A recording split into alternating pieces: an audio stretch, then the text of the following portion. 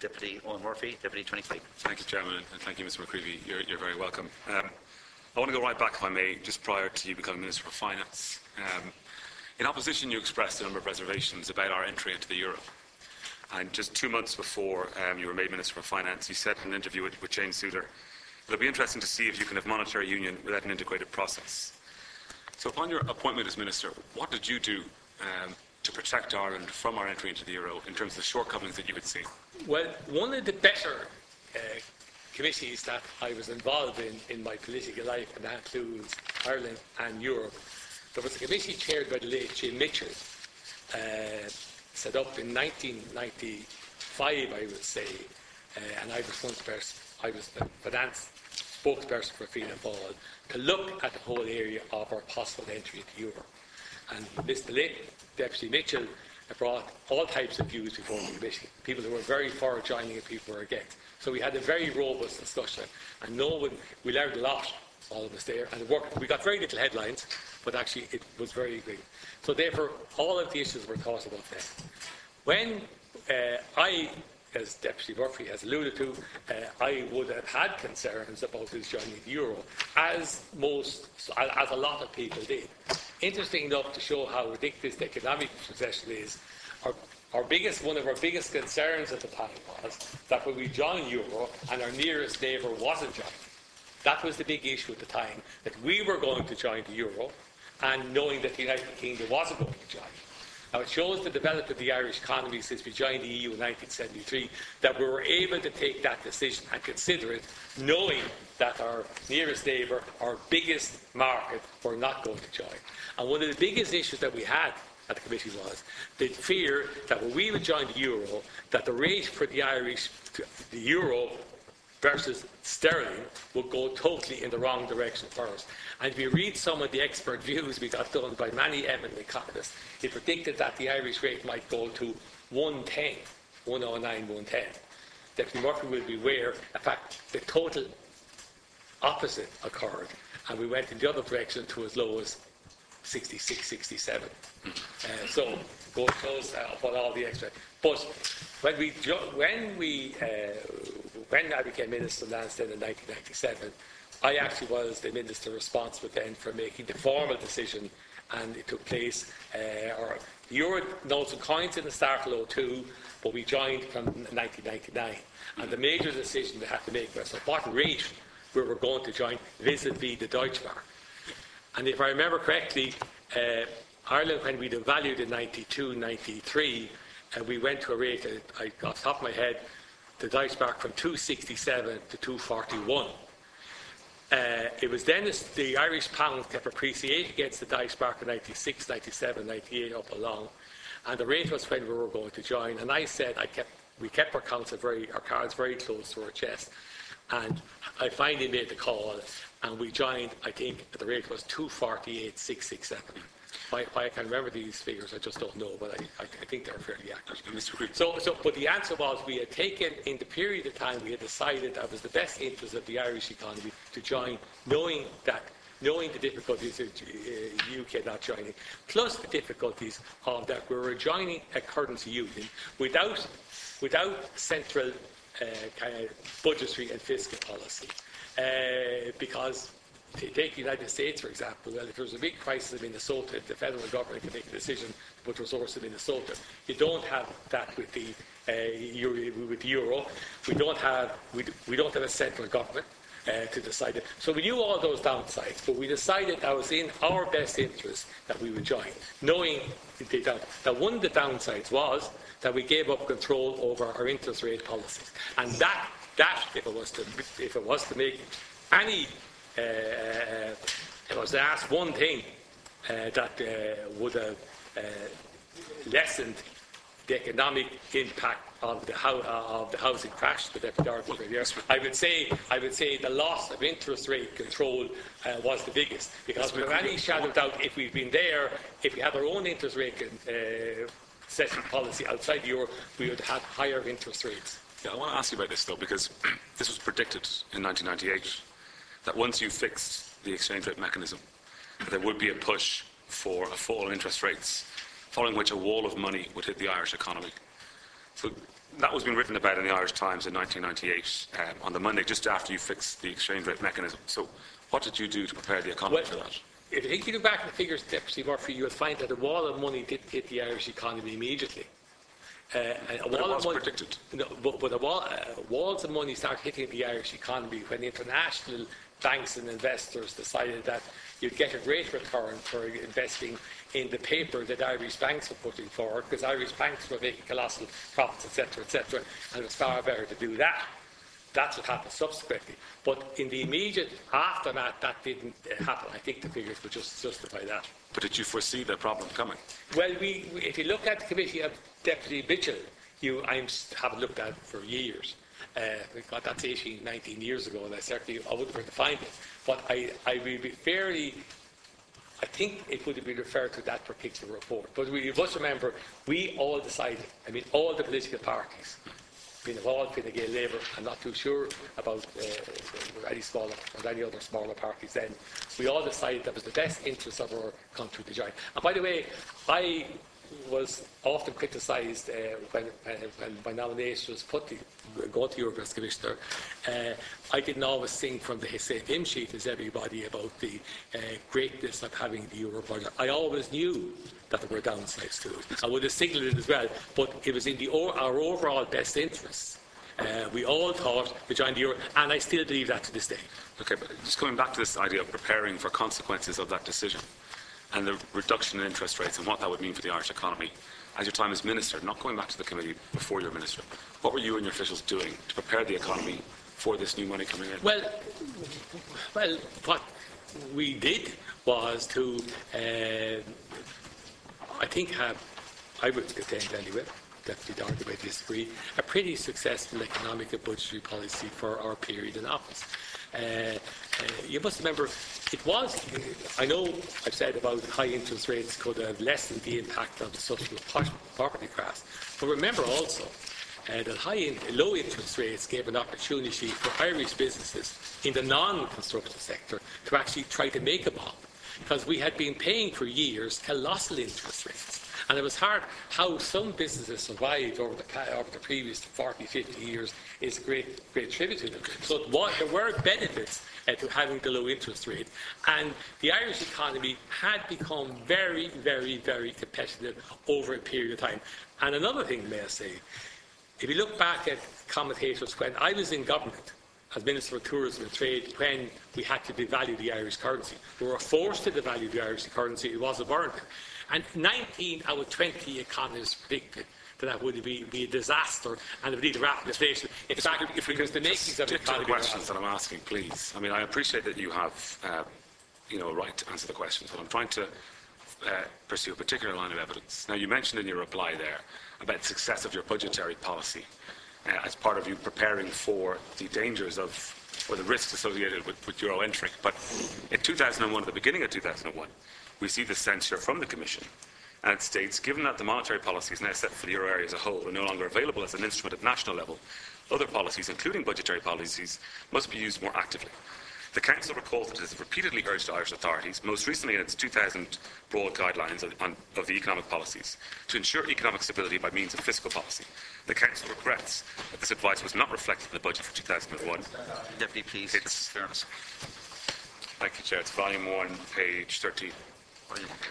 The Council regrets that this advice was not reflected in the budget for 2001, despite developments in the course of 2000 indicating an increasing extent of overheating. That's essentially that came from the Commission in 2001, which you alluded to in your opening statement. So that's what the Commission is saying about Irish budgetary policy and fiscal policy in 2001. Yeah, and I've said earlier in my statement, and all the times as well, we disagreed entirely with the Commission's assessment at that time.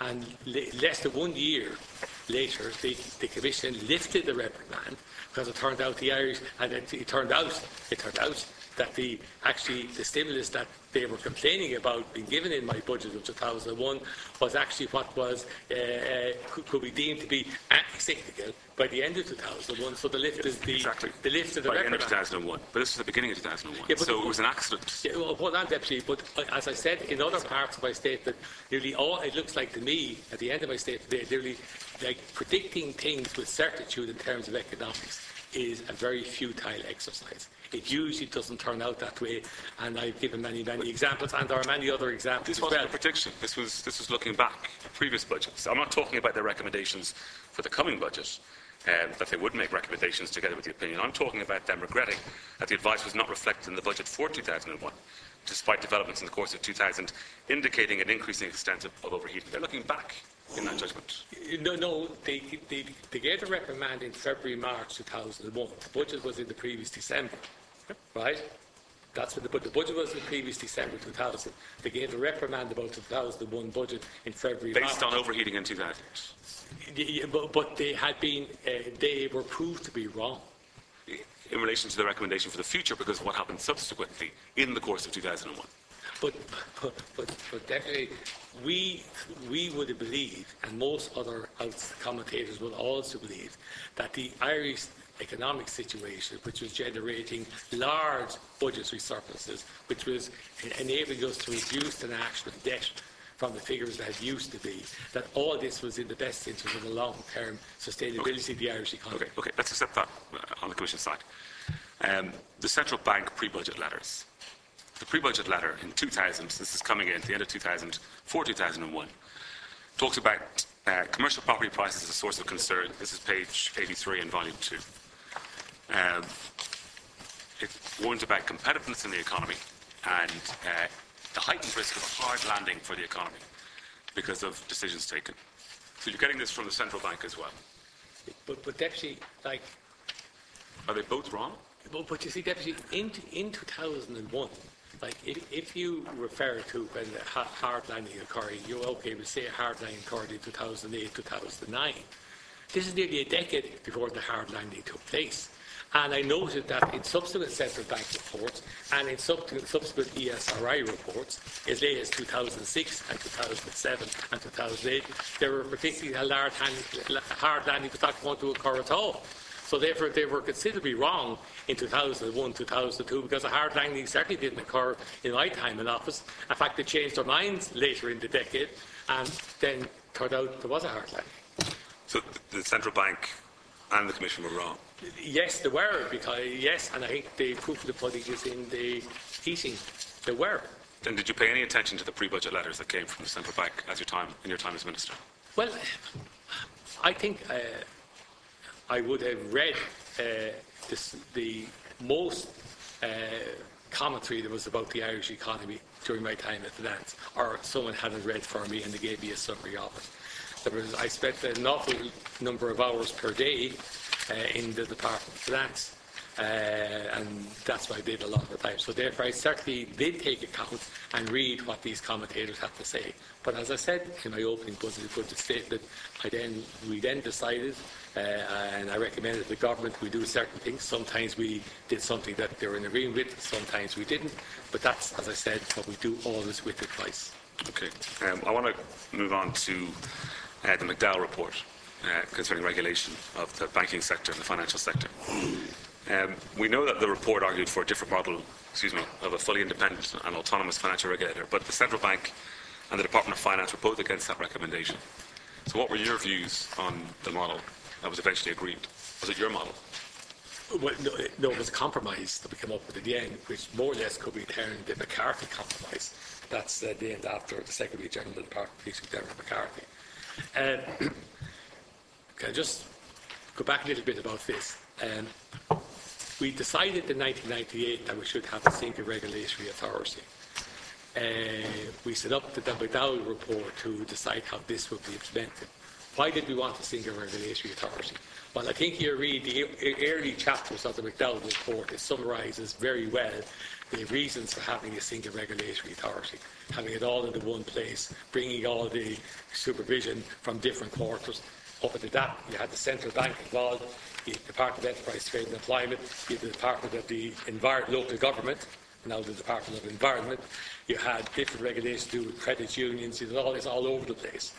So we thought a single regulatory authority was a good idea. Mr. McDougall was asked to chair an implementation group, had 9 people on it, from the Department of Finance, the Central Bank, the Department of Taoiseach and others as well. They come up with 2 reports or 2.5 reports. The majority come up with the single regulatory authority outside, as an autonomous unit, outside of the central bank. The minority alternative model supported by the finance person, Tom Constantine, I think it was at the time, and the representative of the central bank, I think it was Mr. Barron, came up with the alternative model to keep it located within the central bank. And Dermot McCarthy then subsequently had a slightly variation of all that.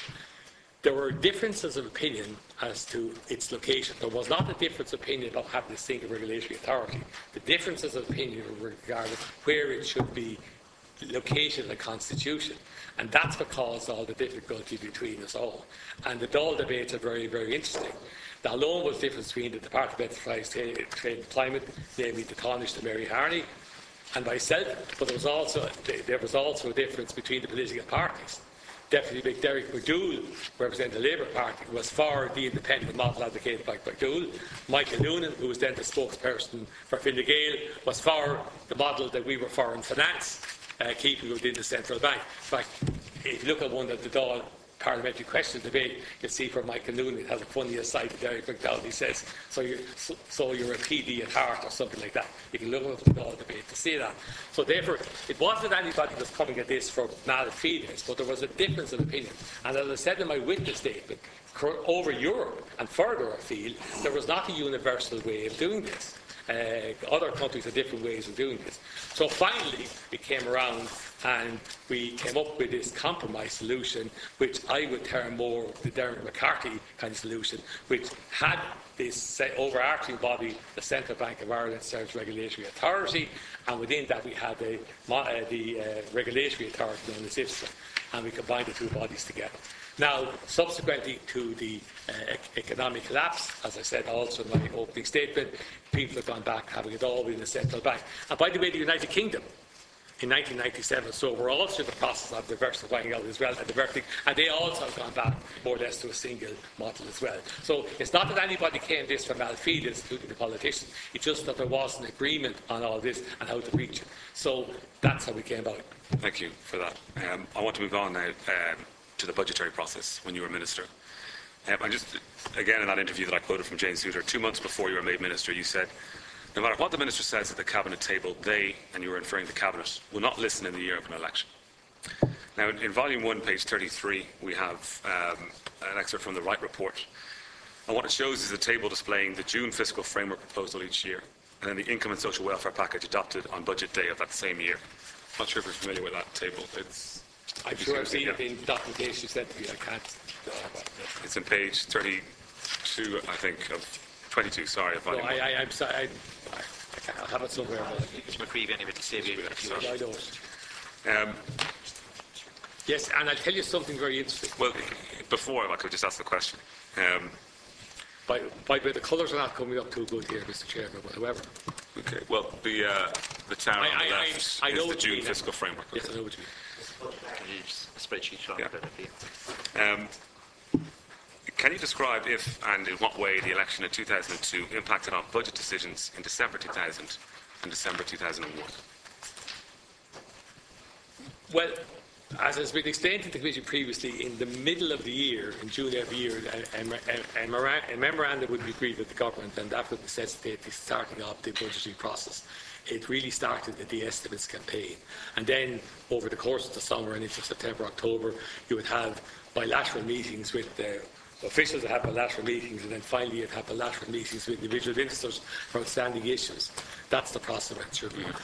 In all of those years that you showed there, you'll see that the memorandum in June was, and compare that with the tax and welfare package in the budget, that the memorandum in June is a higher figure, except 1 year. And that was the budget for 2003. Yeah, I asked about 2002. No, I would just... We want to have an overview of all this. It's a whole chart given by Deputy Murphy, so I see, I have a title to look at. Yeah. So, and 2003 is the first time, and I understand it might be in the history of the state, that the budgetary package, as agreed, as done by the budget, is less than what the memorandum is in June. It has never happened before. Yeah. What happens in those particular stages is that negotiations to take place. we know the Negotiations process, take Mr. place. McCreevy. Then the You can government explain. comes. The government comes and arrives at the decision, and we produce the budget. And that's what happened in all of these years. Can you describe if and in what way the election in 2002 impacted on the budget decisions in December 2000 and December 2001? Well, Deputy, I'm sure I wish you well at the next election. But I'm sure that when you make it to government, I'm sure that when the election is coming up, that you will be very, very conscious in the previous year to 18 months, as the same as this government is very, very conscious of not trying to do something which is going to antagonise the electorate. And certainly all governments of which I have been a member, and all governments when I wasn't a member, have always borne that very much in mind. So the answer to your question is yes, of course, the upcoming election has always influenced measures which the government do election time. We are politicians, don't forget, and we actually like to be re-elected. Sorry, but is that a responsible way to run the national finances? But that is like when we in my time there, in all those years, Deputy, we were I've given the figures for our spending as a percentage of GNP in my address earlier to the committee, and you can see even in terms of gross current spending, which is the most legitimate one to look at, that the percentage is in around 30%. We did all that, reduced the national debt, and still had budget surpluses. So I would contend, you could have a different opinion, I would contend that we were most responsible than any other government in the history of the state. No other government in the history of the state ever had budgetary surpluses, and we had budgetary surplus after large increases in spending, after large capital expenditure, and that was the success of our economic policy. So therefore, I think it was the things that we did in terms of expenditure, I think were all justifiable. I'm not saying that every euro or pound that was spent in every corner of the country was to the maximum effect. But in general, what we did, I believe, was correct. Evidence has been put to us that pro-cyclical taxation from 2000 to 2006 rose from 12% to 30%. So were those revenues sustainable? Well, I've seen there's a chart somewhere else about pro-cyclical taxes, which came to me at some day before the committee. Like I would. Some what are regarded as pro-cyclical taxes, I'm not too sure they're pro-cyclical taxes. For example, capital acquisition tax, I'm not too sure whether you call that as pro-cyclical tax. I don't know whether you should call corporation tax as a pro-cyclical tax. Was the revenue taxation model sustainable that you built up and that you used that money to spend then prior to elections? Well, was it sustainable? Just for the what we did, the government of which I was a member did all its tax cutting in the first three budgets, as we had promised in our election manifesto and our programme of government in 1997. And in the last two budgets where I was responsible, in the 2003 budget, right, the tax package, as it may interest you, right, in 2003 was cost of tax and PRSI changes cost €95 million, and we had a social welfare package of 530. And in 2004, our tax package cost €296 million, and our social welfare package was 630. And interestingly, if you want to know, for the budgets where I was responsible, from 1997 to 2004, our income tax and PRSI package total came to €5,607 million. And our social welfare package at that period came to €4,507, meaning a ratio of about 1.25 to 1. Funnily enough, for the three budgets previous to my term, 95, 96 and 97, led by a previous government, the income tax package and social welfare came to 1,171 million against a social welfare package of only 750 million. So I would certainly say, given that the surpluses that we were generating, and also putting money aside to the Pension Reserve Fund, that our overall taxation and welfare packages and spending packages during my 7 years were totally justifiable, and I have no hesitation in defending it. In the 2002 election campaign, you stated that no cutbacks whatsoever have been planned, secretly or otherwise. And in 2003, spending was halved. So did you get the 2002 budget wrong? I don't believe we got to the 2002 budget wrong, but I'm saying that it was fairly obvious later in the year of 2003 that we had to cut our cloth according to our then new measure. The barrier the whole time that I used, for what it's worth, was the total, try to balance the budget, that we wouldn't run a deficit. That was the barrier. It's very hard to do anything else, and that was a fair barrier to try and keep up the whole time. So therefore, it was obvious that for 2003 that the tax that we were expecting to come, we were judging to come in wasn't going to be anything like the previous years. The tax for 2003. For 2003. So therefore, I made a decision at that time that even though I produced a memorandum in June to say X level of spending, when I got around to doing the budget, I forced through on departments a lower level of spending, much to, of course, to annoyance of my cabinet colleagues, much also to even in the Department of Finance didn't believe it could be done, and we did it. And then for the 2004 budget, we kept spending to a relatively low level again, and did a very small, as I told you, very small tax package in both of those particular budgets. So therefore, we got what I would term, we had got over the difficulties, and we had still balanced budget, and that was the intention. At what point in 2002 did you foresee this crisis in revenues coming in 2003? Because in the first half of 2002, spending was 22% up on the previous year, but by the end of the year, it was only 14% well, up. I'm sorry to go that a bit, but there was a level of controversy later that year as a result of documents that came to be inadvertently given out under a freedom of information request from another department, which seemed to indicate that for 2002 we're having these big cutbacks as well. Can I just explain? And this actually was never corrected, despite various efforts by me at the time to try and get the right impression, the actual facts. At the start of every year, we had the budgetary problem. We used to have the spending estimates process. But 3 weeks before the budget, I'd allowed the spending to each department. Then in about February of every year, we produced what's called the REV, the Revised Estimates Volume, which is the final figures for the department. During the course of any year, and it happened in 97, 98 and 99, during the course of any year around June, you find that different departments are overrunning their budgetary allocation. And up until 99, we used to have a mid-term adjustment, and we used to make an announcement about it, and used to cause some difficulties. And because in order to make sure that for the end of the year that the budgetary spend would come in at the figures that was given in the REV, the Revised Estimates Volume. We didn't do it in 2000 and 2001 because no one was noticing what we did. We did it internally each time with different departments. In 2002, after the election, it was obvious that we were going to have to take measures to make sure that the overall REV, the overall spend I announced in February, that was going to come in on budget. And what we did immediately after was make pretty severe adjustments of some of the spends to ensure that we'd come in at the Revised Estimates Volume figure. And that was stage one of the budgetary process. And then stage two then, or the estimates for 2003 that we started. Did the REV in 2002, did the REV in 2002, did that happen in February or after the election? All this in February. Just to go through the process again. Don't you want to go up again? I just wanted to clarify that. All this in February, and I think it's still done in February. It's the Revised Estimate Volume is the book. The abridged. In my time, we used to announce the estimates in November, 3 weeks before the budget, and that was called the Abridged Estimates Volume.